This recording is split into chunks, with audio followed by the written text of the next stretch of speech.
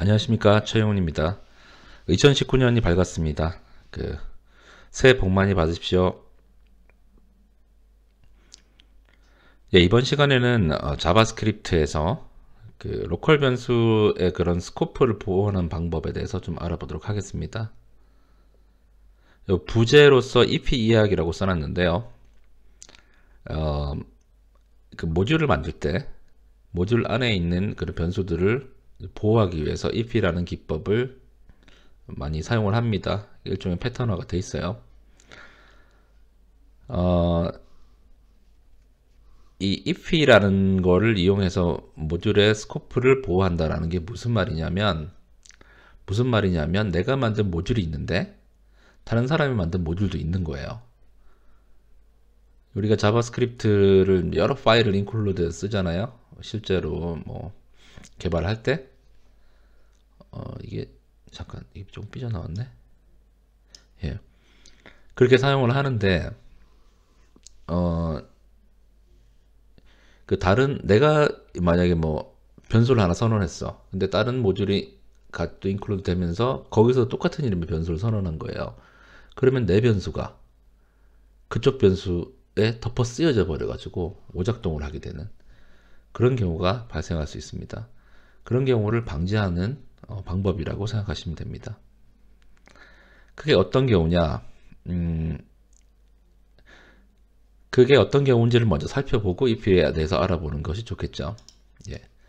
그래서 예제를 준비를 했습니다. 자, 지금 여기 보시면은 자바스크립트 하나 그리고 두 개 이렇게 로드를 하고 있습니다. 요거는 이제 인풋박스 두 개가 있는 그런 HTML이에요.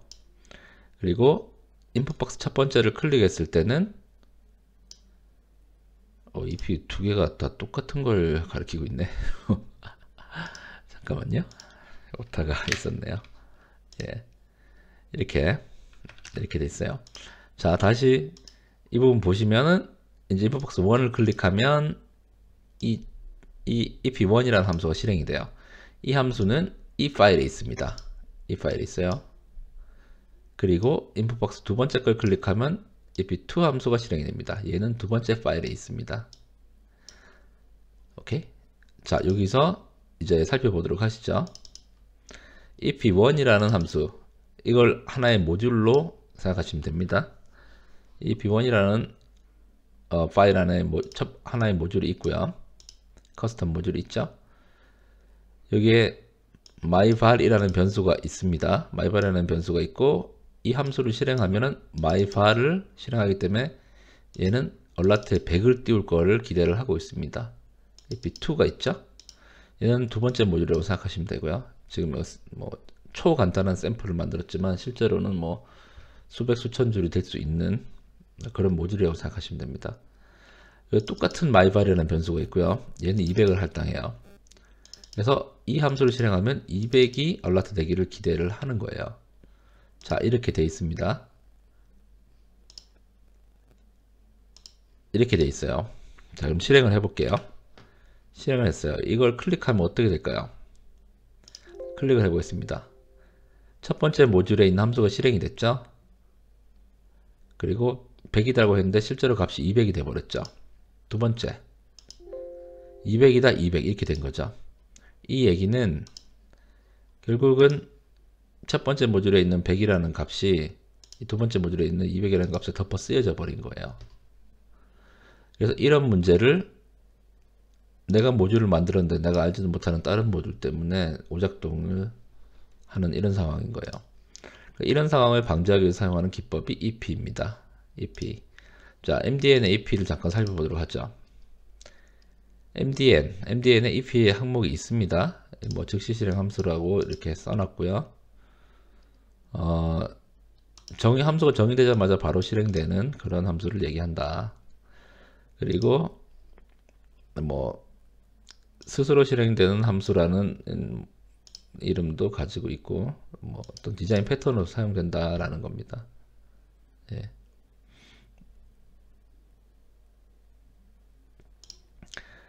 여기에 이제 펑션 익스프레션으로 바뀌면서 이제 즉시 실행이 된다라는 설명이 되어 있는데요. 이 부분이 중요한 부분입니다. The variable within the expression cannot be accessed from outside of it. 이렇게 되어 있는데, 이 안에서 선언한 이 변수들은 이제 이 외부에서는 접근이 안 되는 거예요. 이 안에서. 그러면 아까 같은 상황을 해결할 수 있는 거예요. 자, 해결을 해 보시죠. 잠깐. 그걸 하기 전에 if의 문법에 대해서 알아볼게요. 이 if의 문법은 지금 보시는 바와 같이 이렇게 되어 있습니다. 펑션을 이렇게 선언을 하고요. 이름이 없는 펑션을 하나 선언을 하고요. 뭐 이름이 있어도 상관없어요. 그 다음에 그거를 괄호로 감쌉니다. 괄호로 감싸요. 그 다음에 그거를 실행을 합니다. 이렇게.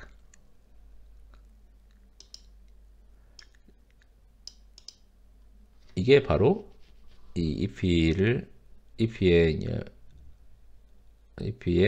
형태입니다. 형태. 예. 자, 그럼 아까 그 문제를 해결을 해보죠. 이 문제를 해결을 해보죠. 아까 거기 나와있던 대로 이렇게 펑션을 선언을 해요. 이름이 없는 펑션을 뭐 이렇게 선언을 해요. 좀 넓게 띄워보죠. 이렇게. 이걸로 감싸면 스코프 문제 그냥 해결되는 거예요. 이렇게 감싸버립니다. 예. 괄호로 감싸야 펑션을 괄호로 감싸고 그 다음에 실행을 하는 거예요. 이렇게.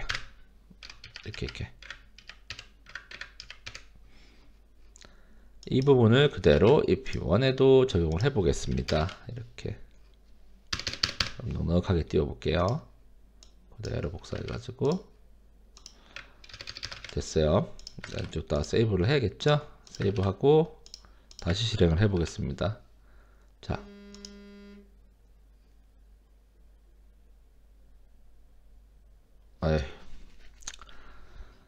야, 이거는 예상 못했던 부분이군.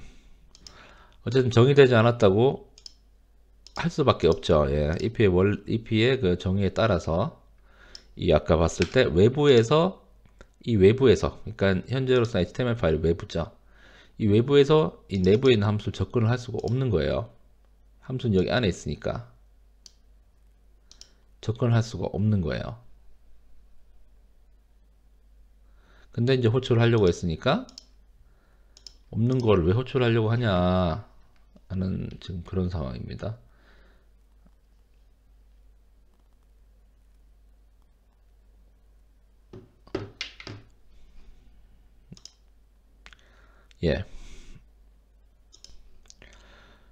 요 원인에 대해서 잠깐 파악을 해가지고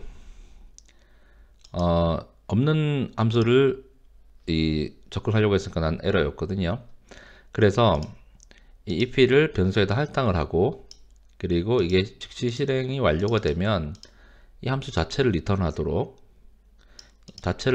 바꿨습니다. 그리고 이것도 마찬가지 모듈2에다 할당을 하고 즉시 실행이 완료되면 이 함수 자체를 리턴하도록 했습니다. 그리고 여기에서는 아까 봤던 그 if 내부에 있는 함수를 직접 호출하는 게 아니라 결국은 여기서 리턴 받은 모듈 1이 결국은 이 함수를 리턴 받으니까 이 함수가 되겠죠. 얘가 실행이 완료되면 이 함수를 리턴해서 이 변수 안으로 들어가니까 이 변수가 결국은 이 함수가 됩니다. 그렇기 때문에 모듈 1 이거를 바로 이렇게 함수로서 호출을 하면 되죠. 자, 잘 되는지 봅시다. 자, 이번에는 100, 이번에는 200 됐죠. 이렇게 됐죠. 그래서 이 변수 myvar 이라는 변수가 여기도 있고 여기도 있지만 이제 서로 간섭을 하지 않는 상황이 된 겁니다. 예. 실제로는 이렇게 쓰지는 않고요. 실제로는 이거를 함수를 이렇게 해놓은 다음에 이렇게 써요. 보통은 리턴해 가지고 호출할 수 있는 함수를 노출을 하죠. 뭐 alert 1 이렇게 이런 이름을 가진 alert 1 이렇게 노출을 합니다. 이렇게 오브젝트를 리턴해요. 뭐 예를 들면 이 alert 1이 아니잖아. 2지. 예. 이렇게 노출을 합니다. 그리고 얘도 마찬가지. 저걸 직접 리턴하지 않고 alert 뭐 이거 1이겠죠. 예. 보통은 이렇게 많이 써요. 모듈 1에 alert 1을 뭐 호출하고, 얘는 모듈 2에 alert 2를 뭐 호출하고, 이런 식으로 이런 패턴으로 많이 써요. 예. 그래서 모듈을 만들 때 이렇게 서로 간섭하지 않도록 하는 겁니다. 좀 더 심플한 예를 제가 준비를 잠깐 해봤습니다. 어디 갔니? 예, 좀 더 심플한 예를 해볼게요. 아까 그거를 이제 그냥 하나의 파일에서 그게 똑같은 예제를 보여주는 거예요. 여기서 myvar을 하나 만들었어요. 100을 선언했어요. 또 똑같이 또 100을 또 선언한 거예요. 이렇게 이 중간에는 수천 줄이 있어요. 그래서 선언한지도 몰라. 예, 그런 상황이에요. 그래서 얘는 200을 이렇게 할당한 거야. 200을. 그리고 또 수천 줄이 있어요. 수천 줄이 있고, 여기서 이제 콘솔 로그하면 중간에 이렇게 값을 할당한지를 잊어버리고 이거를 해버리면 200이 돼버리죠. 중간에 똑같은 거 다시 또 이렇게 선언해버렸다는 걸 모르면. 근데 이때 이제 100 첫 번째 거 선언한 것을 제대로 찍히게 하려면 중간을 if로 감싸주면 됩니다. 이렇게 펑션을 이렇게 선언을 하고요. 펑션을 양쪽 괄호로 감싸고요. 그 다음에 그걸 실행을 하는 거예요. 이렇게. 예, 뒷부분 잘라가지고 아래 넣어버리면 돼요. 그러면은 중간에 뭐 어떤 다른 이유로 중간에 같은 의미의 변수를 썼어도 클리어하고 런하면 그대로 100이 찍히죠. 이 스코프가 이 바깥 여기서 이렇게 돼 있다고 해도 이제 간섭이 되지 않는 거죠. 예. 이런 용도로 우리는 if를 사용을 합니다. if에 대해서 조금 더 알아볼게요. 지금 위키피디아가 좀 더 설명이 많이 되어 있으니까 이거를 아주 빠르게 훑어보도록 하겠습니다. Immediate Invoke Function Expression, 즉시 실행 함수라는 얘기고요. 자바스크립트 프로그램 이디엄이라고 얘기를 하죠. 자, 그렇게 되어 있습니다. 지금 여기서 보듯이 괄호로 감싸는 것도 되지만 뭐 느낌표라든지 플러스 이런 거를 해도 됩니다. 예, 그렇게 해도 이제 if를 구성할 수 있어요. 대신에 이제 이런 거를 쓰게 되면 이 결과값이 바뀌게 돼요. 그렇기 때문에 그냥 괄호만 쓰는 거예요. 괄호만 쓰면은 결과값이 바뀔 일이 없죠. 여러분 not을 붙이게 되면은 이 안에서 리턴하는 게 true, false라면 false면 true로 바꿔버리는 거야. 예, 그런 뭐 문제들이 있습니다. 예, 그래서 그냥 괄호로 감싸는 걸 많이 써요. 보다 자세한 원리는 직접 사이트 찾아보시는 것도 좋고요. 간단하게 설명하자면 자바스크립트에 있는 이런 모든 요소들은 스테이트먼트이거나 스테이트먼트는 뭐 번역하면 문장이 되겠죠. 아니면 익스프레션입니다. 익스프레션은 표현식이 되겠죠. 그 차이는 뭐냐면 스테이트먼트는 실행을 하기 위한 것이고 익스큐션 하기 위한 것이고, 익스프레션은 나중에 값으로 변환되기 위한 거예요. 값으로 변환되기 위한 겁니다. 예. 그러니까 2-3은 익스프레션이 되는 거예요. 2-3은 익스프레션인 거예요. 실제로 얘가 나타내는 것은 5입니다. 예. 그런 거예요. 그리고 뭐 펑션 A 이런 게 스테이트먼트예요. 이런 게 스테이트먼트입니다. 얘가 실제로 나타내는 것은 그냥 이 펑션 그 자체죠. 그리고 얘는 우리가 이렇게 실행을 하기 위해서 존재합니다. 그러니까 펑션 익스프레션, if는 펑션 익스프레션을 사용하는데, 그렇기 때문에 얘는 자동으로 이제 5가 되는 거예요. 얘는 자동으로 5가 돼요. 2 플러스 3이 그대로 머물러 있지가 않아요. 하지만 펑션 선언은 그대로 머물러 있는 거예요. 우리가 실행하면은 그 실행 결과를 리턴하지만 그 펑션 익스프레션이라는 것은 결국은 이 펑션인데 익스프레션처럼 뭐 익스프레션처럼 이게 실행된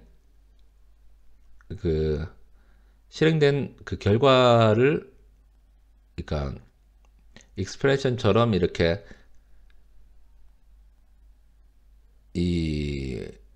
이밸류에이트 해버리는 건데 실행된 이 결과를 결국은 이렇게 치환이 되는 거예요. 이렇게 너무 오랫동안 얘기를 했나 보네요.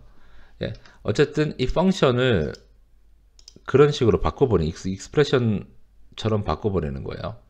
그 방법이 바로 이제 괄호를 감싸는 거예요. 이렇게. 그러면 자바스크립트 컴파일러는 얘를 익스프레션으로 인식을 해요. 그래가지고 바로 이밸류에이트 해버리는 거예요. 2 플러스 3을 5로 바꿔버리는 것처럼. 그 다음에 실행을 하는 거죠.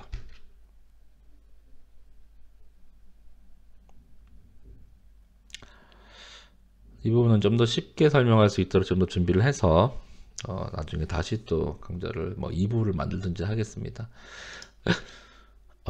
어쨌든 그 if는 그런 식으로 쓰는 겁니다.